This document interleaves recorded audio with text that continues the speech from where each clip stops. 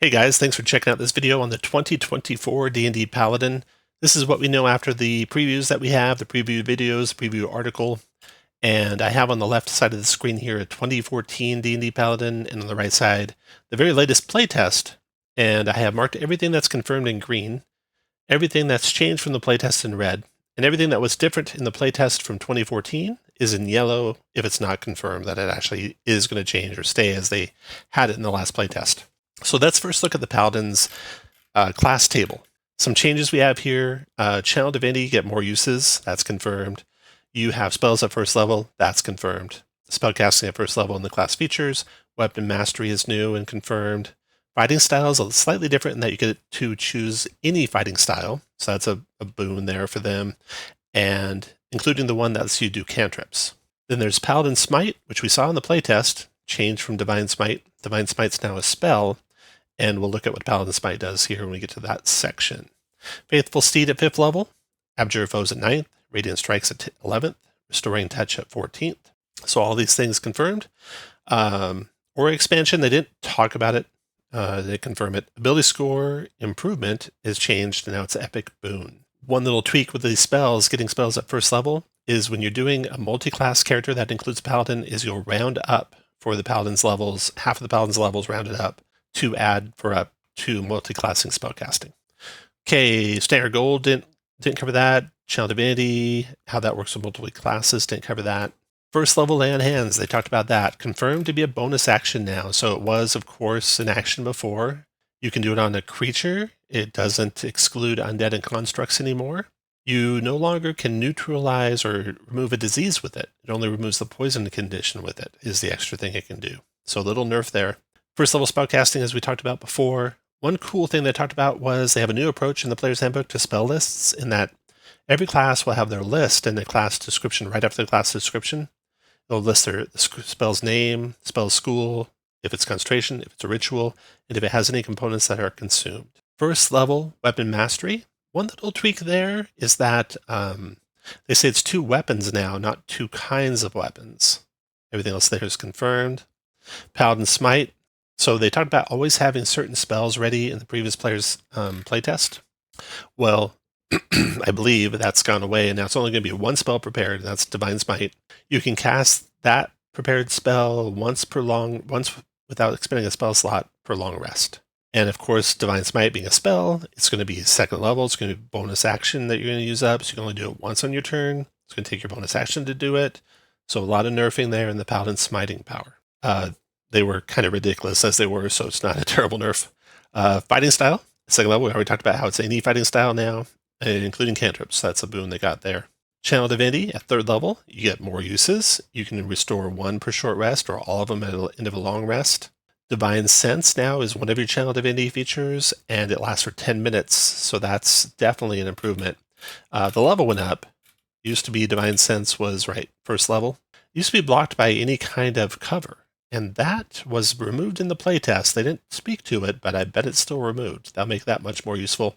The 10 minutes will make it much more useful as well. Then the next thing we got confirmed here is the Faithful Steed from the playtest.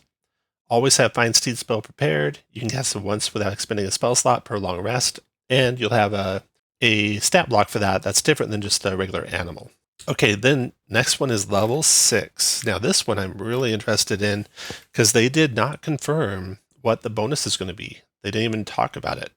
It is before, in 2014, equal to your Charisma modifier. So I assume that will probably be the same. They talked about they're going to call those kinds of spells area of effects emanations, and they're going to put that in the rules glossary. That's about all they talked about there. They talked about how all the aura sizes they'll make the same as well.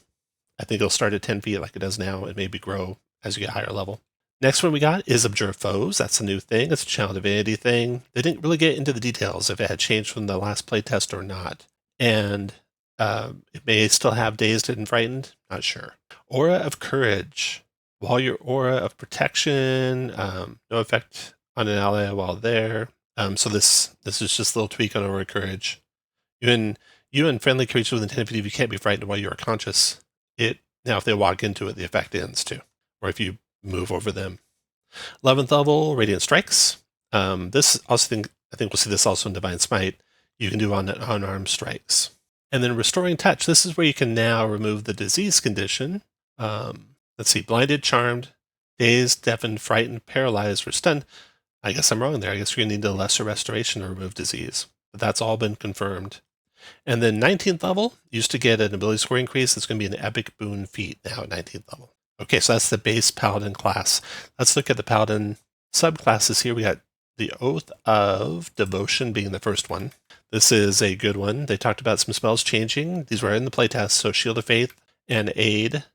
And their third level power is Sacred Weapon. I used to almost never see that get used, but now it's changed from being, it was moved from an action to a bonus in the playtest, and then moved now to part of the attack action. So you're going to see a lot more use out of that for sure. And instead of being 1 minute, it's 10 minutes. They didn't confirm the exact details of the rest of that one. Aura of Devotion, didn't talk about. Smite of Protection. This one also kind of changed where you move it over them and they get that benefit of the aura, even if they were previously charmed. The Smite of Protection is new, and it was in the previous playtest, and it's confirmed unchanged. Basically, when you smite, any Paladin smite spell, you have an aura of protection that gives half cover to your allies. Then the Holy Nimbus used to be an action to cast that thing, and now it's a bonus action. So they talked about how a number of their, quote, turn-on abilities are now bonus actions or free actions.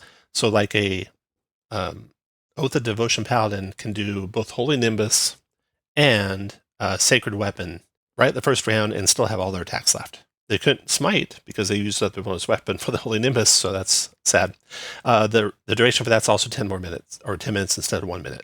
Okay, that's the Oath of Devotion. Now, the next one we have this Oath of Glory. They talk about their spells. They talk about how all Oath spells, domain spells, patron spells, etc., have been vetted and updated. We saw that, of course, in Devotion, but in Oath of Glory, they talked about a brand new spell at 17th level. Yolan's Regal Presence is an example of a new spell. I think there's something like 75 new spells in this player's handbook. Inspiring Smite, they didn't confirm that change. Any of your Paladin Smite spells, spend 1 use of Channel Divinity and distribute temporary hit points to creatures. I don't know if that's the same or not. Peerless Athlete, that's gone up to an hour for that. That used to be a duration of 10 minutes.